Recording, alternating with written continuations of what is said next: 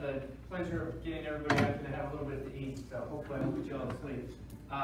Again, Andy Dvoracek, I want to thank Mike and the folks here at the University of Minnesota for inviting us, and also the support that they provided to a significant project that we have actually under development in the region. We'll talk a little bit about today, and also a little bit at the after dinner discussion when we have our partner farm there with us as well. So let me just give you a quick commercial on AMP Americas, because they pay me to be here, so I got to give a little bit of a tidbit on who we are. So AMP Americas is actually made up of 3 different entities. There's AMP CNG, it's a 20 CNG station business. We actually just sold that division of the business about a month ago to a company called ANG. And the reason we did that is we're shifting from CNG into RNG, or renewable natural gas. We'll talk a little bit about what that entails. The renewable dairy fuels division is a division where we invest, own, and operate anaerobic digester systems that produce renewable natural gas. We also work with landfills as well, but predominantly we work with dairy-based anaerobic digestion systems. So I have to give a shout out to the gentleman who isn't here, but he gave a nice segue into talking about anaerobic digestion and feasibility. So we'll talk a little bit about that and some example projects that we have up and running here in the U.S. And AMP Renew is our marketing division. So the gas produced, the environmental attributes produced from our facility are marketed through that division, and we also market third-party gas from other developers building projects and wanting to place their gas into the various markets that exist. Just a couple tidbits about the company. Started off in 2012. We started with a partnership with an entity in Indiana called Fair Oaks. It's a very large dairy consortium, part of the Select Milk Group. And I'll talk a little bit about that project and on a going forward basis, the relationships and how we've changed. We started out by purchasing 40 milk trucks, compressed natural gas milk trucks that we fueled initially from gas produced on the dairy. We've since shifted that gas into those trucks from renewable natural gas to conventional. We'll eventually backfill with renewable. The reason for that is the gas is much more valuable in a different market than utilization in Indiana, which we'll talk about.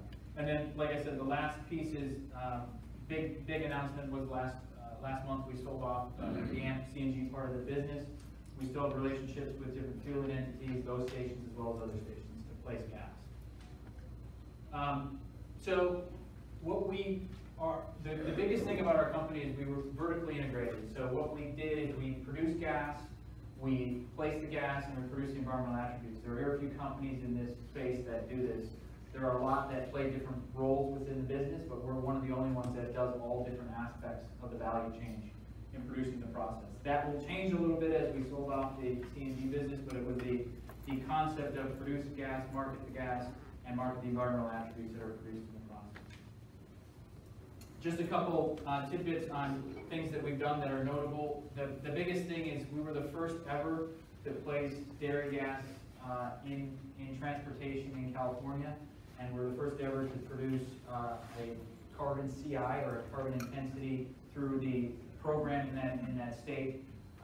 We also have the second and third project in the country in line to also go through that process, which we'll talk about. These are some of our customers that we fuel through our production, as well as relationships with other producers. These companies, as well as others playing in the space, have significant value chain commitments, as well as commitments to greenhouse gas reductions, and CNG and RNG are very large components of that business. So the reason this market exists is we're chasing reductions in emissions. Before I worked for AMP, I cut my teeth trading emissions under the Kyoto Protocol. I used to develop projects in Mexico, South America, in Africa, as well as Asia, and we traded those emissions under that program. That program ceased to exist in 2012, and so I transitioned into other aspects of voluntary and then back into the compliance system in California that has been since created. What's interesting is that transportation has become increasingly important. In 2017, transportation surpassed power as the largest emitter of carbon dioxide, greenhouse gas emissions. What's interesting about that is the heavy truck industry is actually the worst. They are 1% of the vehicles on the road, but they account for over 50% of the emissions created. So if you're going to target anything in this country, you may actually target trucks before you target electricity production facilities. So in 2007, EPA created a program called the Renewable Fuel Standard, RFS is its acronym. It's most noted for the ethanol business and RINs that are created in the ethanol production. Biogas produced from dairy operations in the last couple of years has been granted a classification of a D3. I won't go into the nuance because we'd be here for a long time and a lot of people would be sleeping. But at the end of the day, the gas that we produces a certain type of credit under the cellulosic program within the EPA program, RFS. There's a lot of acronyms in that whole setup. But that's how we create value. Is the gas creates credits, we trade those credits, and we make revenue on those processes. California has its own program called the Low Carbon Fuel Standard, which is basically taking the federal program and just applying it to their state as well. There are other programs that are in their infancy and starting, most notable in the Washington, Oregon area, the Midwest. Minnesota is actually looking at a program. New York has also got a program that's in place. If you take gas from a dairy operation, you produce the commodity itself, which is the natural gas. You produce D3 RINs, and you produce LCFS credits. And those are the revenue streams that you have to build these projects. So what determines your number of LCFS credits is a concept known as carbon intensity. And what carbon intensity is comparing the fuel against diesel or comparing it against the fuel you're replacing. What's interesting about dairy gas is the way dairy manure is managed on a farm in a lagoon, it has a significant greenhouse gas profile. And therefore, it actually creates negative CI. So the lower your number, the more credits that you produce, the better. So in comparison, a landfill would typically have a CI around 42, whereas a dairy would have a negative 200 plus. That negative 255 is our facility in Indiana, which we're going to talk about, which I said was the first to ever do this.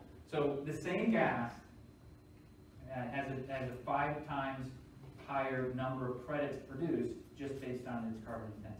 So chasing a small amount of gas from a dairy is a lot better economically than chasing a large amount of gas coming from a landfill, just on a comparative basis.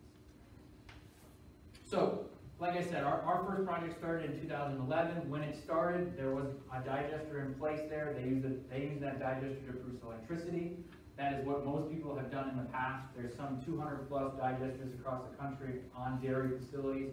The great majority of them have historically been built to produce electricity. The electricity produced renewable energy credits, which utilities utilize to meet their renewable portfolio standards on a state level. In the last handful of years, the great majority of the states have attained their renewable portfolio standards, and electricity has become a lot cheaper. And so the economics of continuing to run a lot of these engines on dairy facilities producing electricity has become uneconomical. In that same time frame, we've seen the growth of the renewable natural gas business pop up. And so it's become a lifeline to some projects that would previously have been shut down or were looking to get shut down because their economics had drastically changed in going from electricity into gas. The issue with this project and a lot of the projects in general is economies of scale is an extremely important piece to the puzzle.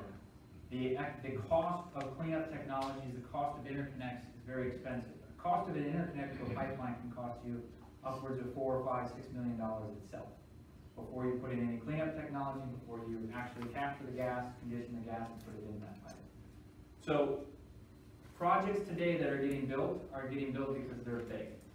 And what's interesting in the dairy space, and talking about nutrients that was talked about a little bit earlier, is the dairy space is a space that is extremely dependent upon economies of scale. The larger number of head that you have, the cost to produce that milk is a lot cheaper. And so you're seeing a drastic increase in the number of cows at a single facility, while you're seeing a drastic decrease in the number of farms in this country. And so what we're doing is we're creating nutrient islands. And we have to look at long term, we have to look at how we manage those nutrients, because we have all the nutrients in one spot, but they need to get moved into other areas. And so Fair Oaks is a great example of this. They have a pilot nutrient recovery project and a precision fertilizer plant that's also being built down there. Fair Oaks is an interesting facility in that the owners are trying to do everything possible to create a carbon neutral gallon amount. That is one of the things that they're really trying to achieve. It's not an easy feat, and they're spending a lot of money in the process of doing it.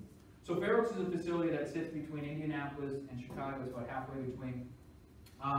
The facility there has a single digester that manages manure from 4 different farms,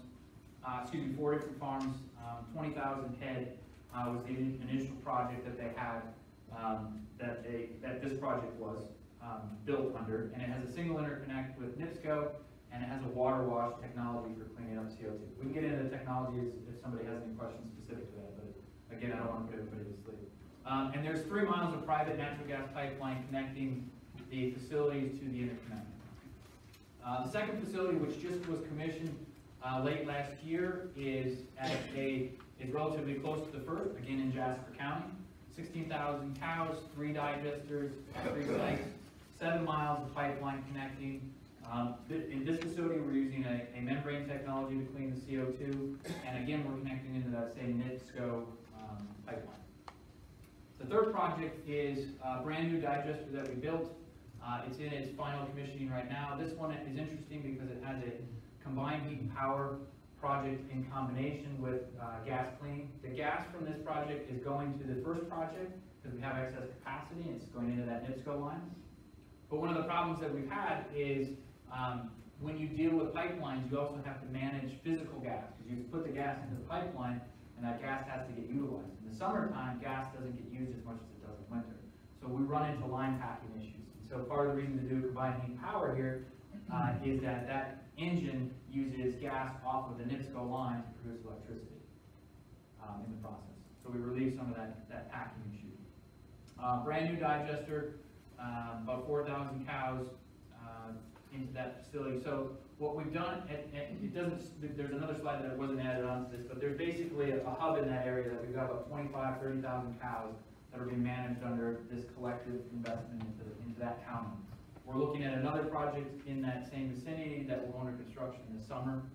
And what I do not have slides about is I want to talk just a few minutes about the project we're doing here in Stevens County. We're working with a partner farm here in Stevens County. They have 3 existing farms that had 3 digesters built again for electricity production. The electricity component was non-economical. Those digesters were shut down. We're going to recommission those digesters, collect the gas from the 3 facilities, and condition it and put it into the Alliance pipeline under the same processes that we're doing here. I would say across the country, there's a handful of companies like ours looking to do these projects. They're needle in a haystack, to say the least, because you need to have a pipeline in close proximity, you need to have economies of scale, you need to have the right carbon intensity or how the manure is being managed, and then all the economics need to pan out. Further, all the commodities that we produce, aside from the gas itself, the environmental attributes in RINs and LCFS are merchant risk and price risk commodities. So the financing in these projects is 100% equity.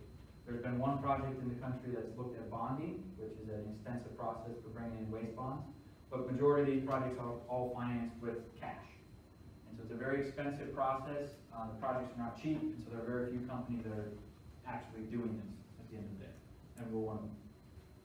So a couple things to talk about renewable natural gas. It's, as I said earlier, it's a huge factor in trying to reduce state and federal greenhouse gas emissions, particularly in transportation. It can be a cheap commodity in relative to diesel because you don't have the volatility. So it's also a clean source. Because one of the things that people forget about, everybody's very excited about the electric vehicle component of transportation, and they've started to get excited about that in the long-haul trucking business as well. But people forget that the electricity has to come from somewhere. And so the profile of the emissions on the electricity production and those plants that produce the electricity is significant. Further, if everybody were to switch to electric vehicles, the number of power plants that would have to get built in this country would be staggering. And so renewable natural gas is a very interesting component to the process of converting away from fossil fuel, because the gas commodity has a lower volatility than I said diesel. It's a clean source. You don't have the emissions profile that you do in local pollutants, particularly NOx and SOx. And it's available commercially, and infrastructure is in place. Once the gas is in the pipeline, it's delivered to the stations. A CNG station is basically a compressor and storage, and you have a product. So you can put a CNG station anywhere you have a pipeline. The ability to put it in is relatively straightforward and simple. What's interesting about renewable natural gas is it's still not it's growing, but it's not growing as fast as it should. When you look at the profile on renewable natural gas compared to conventional natural gas, the great majority of it is going into California. Of the 178 million gallons that were utilized in 2018, 120 of that was renewable. And so that was predominantly about 99+% coming from landfills. The remainder is conventional. The reason the renewable is going to California, again, is because California has the combination of the federal program as well as the state program to create the economic incentive. On a national level, it's quite the opposite. Most of the gas utilized in compressed natural gas filling stations is conventional. So there's huge opportunity for renewable natural gas to backfill into those spaces. What we're starting to see is a significant shift in gas that's currently being utilized in California, getting swapped out of California and moved into the national stations. The reason that is that the lower the CI, the higher the number of credits you can produce and the more value that gas has. So the lowest CI gas is going to go into California, and the higher CI gas is going to come out of California. So we'll start to see that 120 fill up to 178, and then you'll start to see that 61 creep up faster as gas flows out of California and other additional new gas with a higher CI goes back into the federal process. It's a confusing process, it's a nuanced business, so I apologize if it's confusing. I'm happy to get into the weeds with somebody if there's time permits. So the reason for the slide, like I said, is right now California is a big market for renewable gas, but long term the national market should creep up. As we see other state level programs creep up, there could be other opportunities. And we'll start to see some of the projects supplying California moving their gas out of California into the national. That's where our AMP-Renew business is helping to do that, what we call a gas swap. We're chasing low CI in California and higher CI in California. So I wanted to quickly run through that, just to give everybody a deep dive into what our business is, what we do, and then provide some opportunity for questions. So I went relatively quick, but I wanted to give some time for questions as we get into the nuance of the program and how it works. Who sets the CI score? Is that California or federal? So the California has a group called the Air Resources Board, and they have a very in-depth scientific process. The California Air Resource Board created the original climate change program that they had as a state level, which was modeled after the Kyoto Protocol process and methodologies. And so there's a deep scientific process for calculating that carbon intensity. And what you do is you apply to them, and they give you a temporary CI. And then over a period of time, you give them data, and then they give you a firm CI. Through that period of time where you have a temporary CI, it's not an attractive number compared to a permanent, because it's temporary. And so what you do as a producer, you store your gas. You actually buy physical storage on the pipeline. And so as you build these projects, one of the problems is you've got to build it with cash. And on top of that, you've got to store gas for up to 12 to 18 months as you wait for your CI to get finalized, because then you can take that gas out of storage and dispense it. So for 12, 18 months after you build a project, you're not making any money. So the process is you apply to them, you work with consultants to help you evaluate what's called a baseline. How a baseline is determined is as you look at a dairy facility, how often are they taking the manure that they produce and land applying it. The longer the manure sits in the lagoon, the more emissions it would produce in the form of methane, and therefore its baseline is going to be the highest, and therefore your CI is going to be the lowest. So when you chase these projects, we want projects that have lagoons, and they don't land apply frequently. We've looked at a lot of projects where they do daily spreading.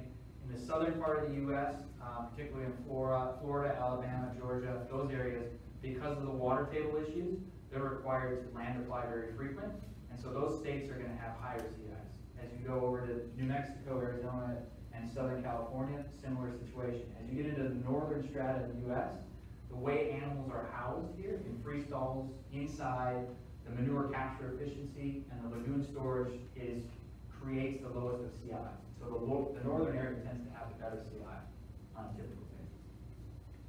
But every project has its own CI. So every farm will have its own CI that's distinct to that project. Go ahead. Is CNG conventional natural gas? And if so, what is LNG? So CNG is compressed natural gas. Compressed natural LNG is liquefied natural gas. And so what you're basically doing, compressed natural gas, is you take gas out of the pipeline, you compress it to about 3,500 pounds, and then it's stored on a cylinder at a station, and then it goes into a tank on a truck at that same pressure, and then it's loaded into the drivetrain at that pressure.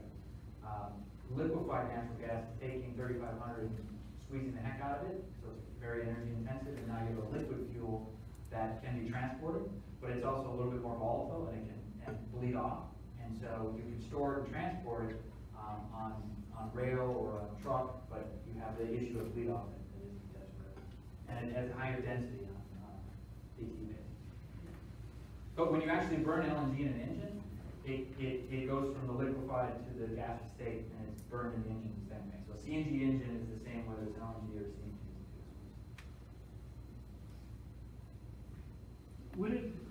Would it be fair to say that California is kind of like giving itself its own carbon tax for natural gas, and then that's spurring projects outside the state? So yeah, so it's a controversy, because one of the things about California is some 90+% of the natural gas consumed in California comes from outside of the state of California. So they have no choice but to get gas from outside anyway. You can produce a project, you can build a project that produces carbon offsets, and those carbon offsets are used for an existing program in California, separate from the LCFS. You can also bring gas from outside of California in through a pipeline, and you displaceably trade it into California. And so that's a big debate. And so what California has done, it's a contentious issue, but because of interstate commerce law, they can't technically say you can't do this. So what they've done separately is they take revenues generated from both the carbon trading program as well as the LCFS, and they've created a significant grant program. And they provided somewhere on the order of close to $100+ million in grants to dairies in the state to build these projects. And so they're trying to uplift in-state opportunities, and they're using the program as a way to generate those revenues to do that. But it's a big interstate commerce issue that prevents them